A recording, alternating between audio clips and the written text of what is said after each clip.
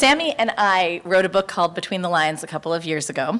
And this was a book that was Sammy's idea when she was 14, 13. Oh my God. I don't know, we've been on tour so long, I don't even know who she is anymore.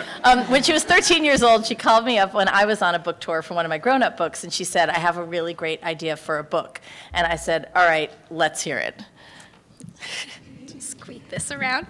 Okay, so I was daydreaming in my 8th grade French class, and exactly, I know, I'm a great student. And I was thinking about what happens to characters when we close our books, because I just couldn't believe that they stayed frozen in time, waiting for us to return and breathe the life back into them. And so I started to think of these different personalities that characters could take while the book is closed, and I thought, what if there was a prince in a fairy tale who was like really sick of saving the princess every single day? And what if there was a girl in the real world who was kind of obsessed with this fairy tale because the prince in it was really hot? And what would happen if they were able to get together and try to bring this prince out of the book where his life is so static and the same and into the world we live in where every day is different?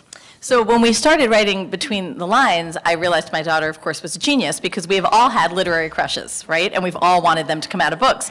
And if Between the Lines was about what it means to get a happy ending, then Off the Page, which is the companion book that we've just published, is really about whether or not there are consequences to getting your happy ending.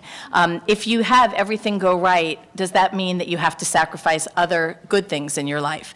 And as we now reunite with our star-crossed lovers, Prince Oliver and Delilah, we see that maybe that's the case. And so that's kind of the premise for Off the Page.